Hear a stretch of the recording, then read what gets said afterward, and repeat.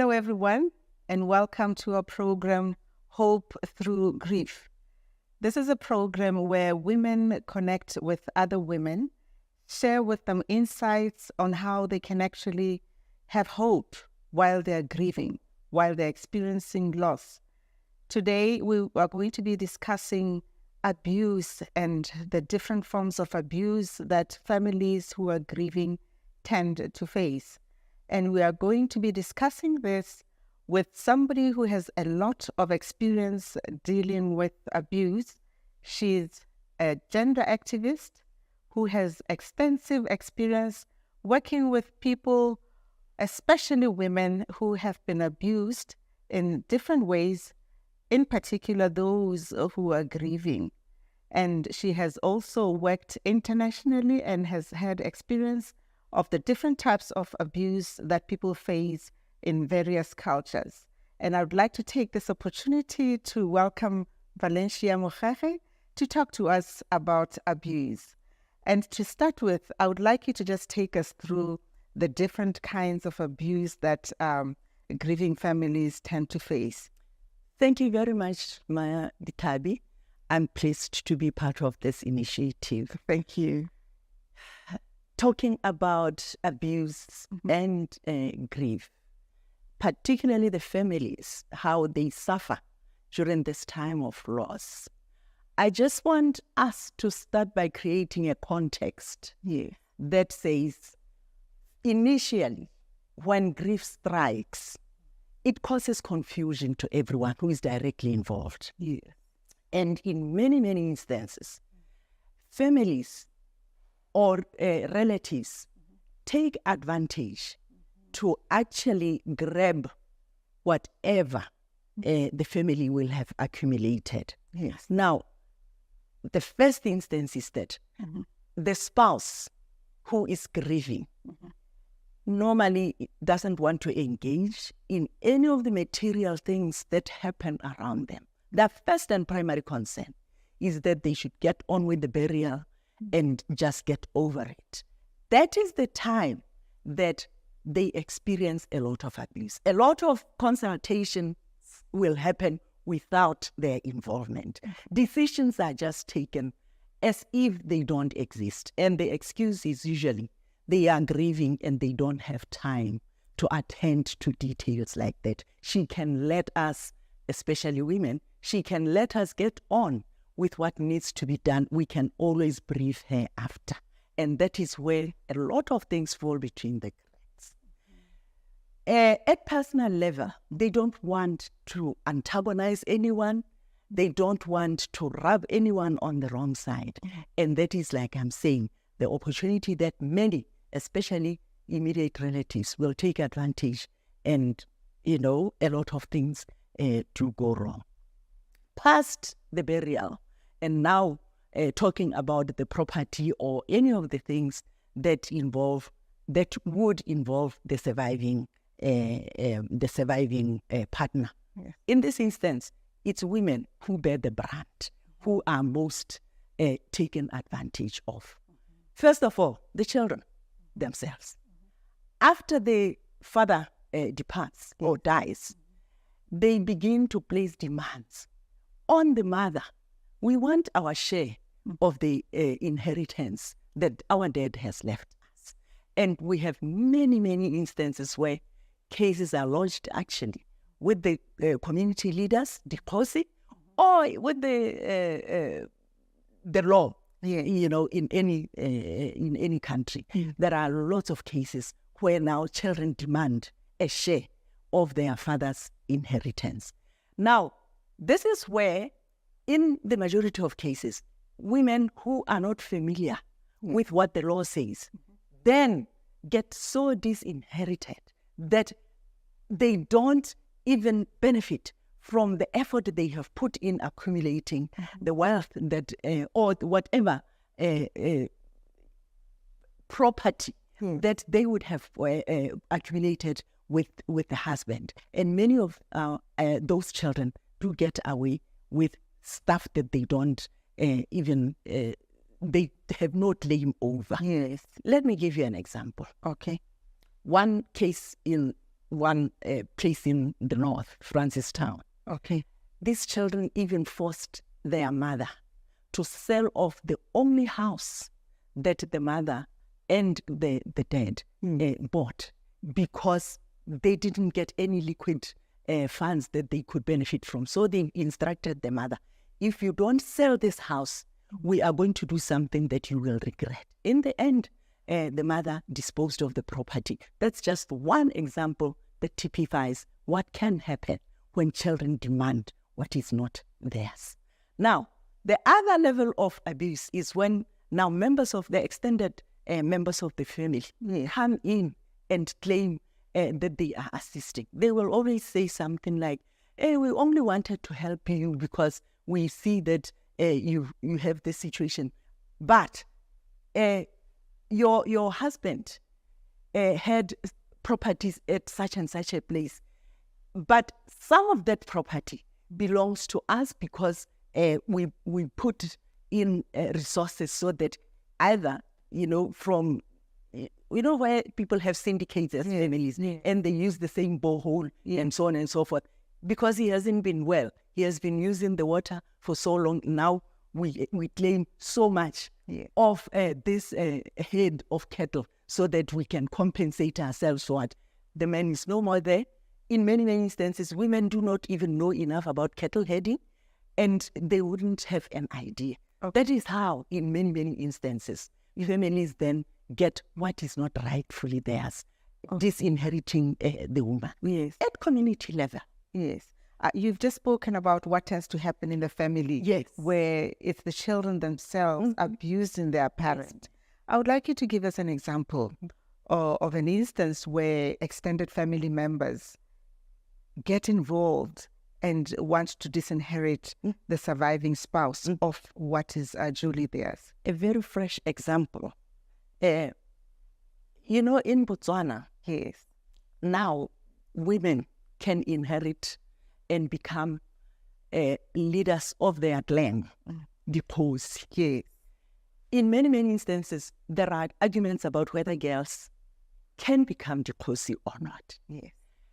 When the father departs or dies, the girls are often denied that opportunity because it's never done. In this particular family, we've never had a female becoming a chief or a head of the clan. There are many, many instances where in the end is the extended uncle who comes in. And remember, these days, it's a remunerated job. So at the end of the day, is the family that is directly in line in terms of taking that position, who are denied that opportunity. Economic gains, the profile that comes with the position, and the whole bitterness around, in fact, who should have been there and who should not have been there. The mother would have very little say because it's presumably the extended family that has to determine what happens. This is very interesting. I want you to also give examples in instances where there are blended families. I have found that in a lot of families where you've got people coming together from, previous marriages and all bringing children, could be a bit complicated. Right. Share with us your experience in that regard. Now, there are different forms of families in Botswana. There are a lot of children whom many women have come to know about at the time of the death of the husband. And they will have been known by other members of the family, except for the woman who is supposed to be the lady of the house. So everyone will be coming and saying, by the way, we have so-and-so, this is so-and-so's child from such and such. Even when the children are known, the claim to inheritance becomes very, very complex. Because now, everyone is claiming, because we knew about these children, they are supposed to benefit from whatever this man has left. To the extent that very little then goes towards the actual family that is known, impoverishing, and even having implications in terms of what amount can actually go towards sustaining the family after the death of the husband. That is just one instance or one example of how the families that are grieving do get disinherited, and at the end of the day, they lose the opportunity for sustainable livelihoods. Yes. Would you say that this is unique to Botswana? I know that you've got an experience working internationally, and I would like to get a feel of what happens in other places or other cultures. I think this has to do with the African culture. The way we allow, families to just grow and families to just, what is the right word to use? To expand beyond what is legitimately accepted in the law. So at the end of the day, anyone who has any link, blood link to this person has a claim they can lay over what this person has left behind, forgetting that the couple has been directly involved in bringing this wealth to the family or under the family. At the end of the day, you can't ever tell whether it's the woman who worked harder or whether it's the husband who worked harder.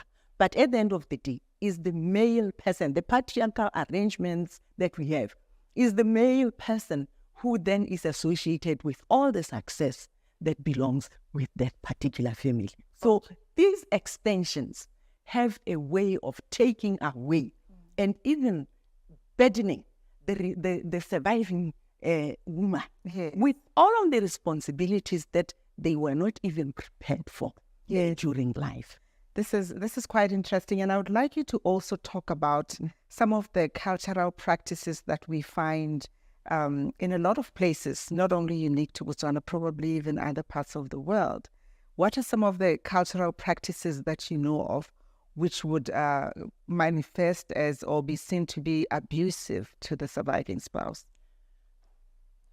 One, there are places where the surviving lady, the surviving spouse, in many instances, is the lady who gets to inherit or to be inherited by any one of the relatives who is deemed appropriate to inherit her. It can be a younger brother, it can be an older brother. Upon the death of the husband, they are then told, now that you are our daughter here, we will find you a suitable husband now that the father of these children has died. Now, there is very little say that this woman, according to certain cultures, that this woman has, she cannot deny that opportunity. She cannot reject that opportunity because it's almost like an instruction from the relatives or the parents or the guardians of the late husband. Second, in instances where this man will have had children, whether they are known or otherwise introduced by those who knew them, she cannot deny taking custody of those children because they can lay claim over the support of the man from the resources that they have left behind. So you all of a sudden, this lady is completely swamped by the level of responsibility that extends to her because of the loss of this husband. I'd like you to hold that thought right there. We will continue after the break. Please stay with us. We would like to continue with this conversation after our short break.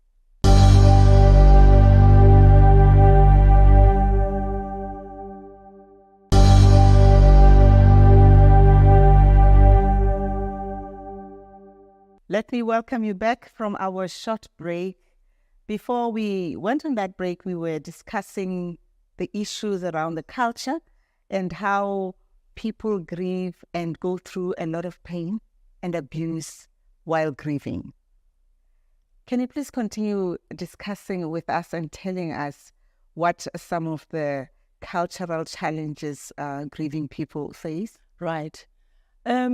In many instances, different groupings community groupings do have their entrenched ways of doing stuff.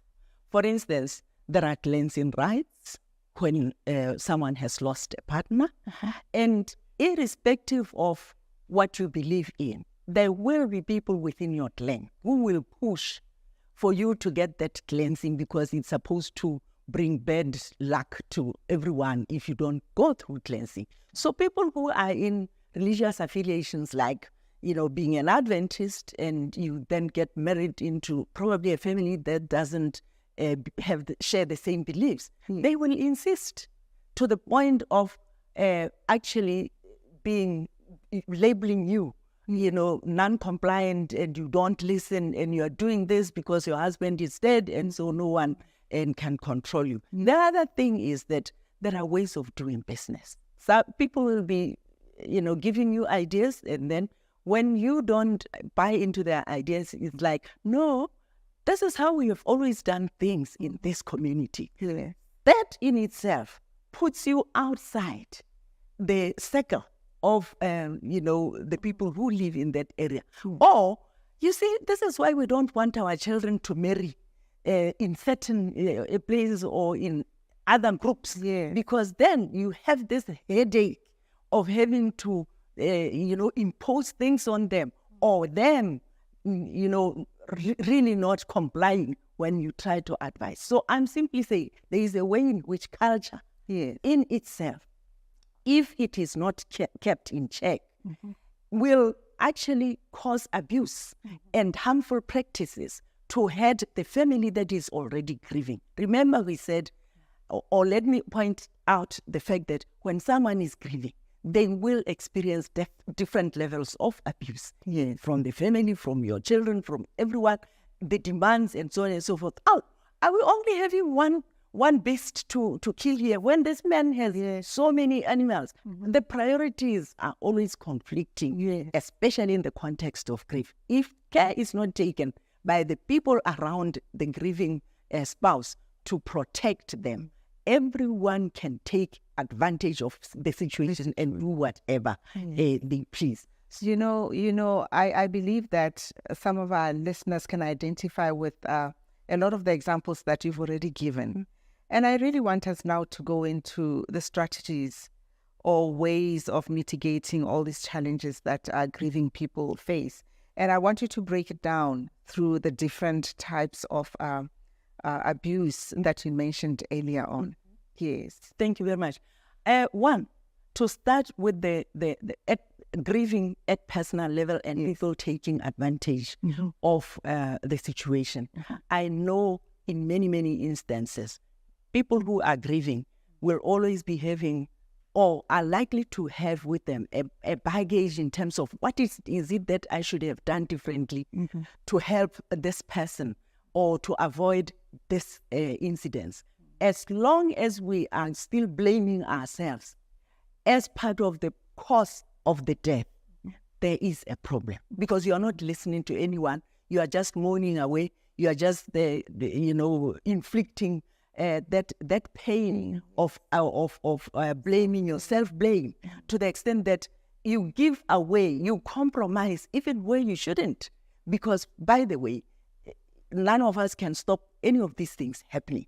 But for as long as we carry that blame, we are just giving that leeway for people to take advantage of us. So even where you are supposed to know, oppose certain ideas, you are like, let me just make peace and avoid this. So self-blame is one key thing that actually prevents people who are grieving from actually taking a stand that can give them benefit at the end. Remember, some of these damage control measures, if they are not put in place, they can last a lifelong consequences in terms of redress. The next level, family.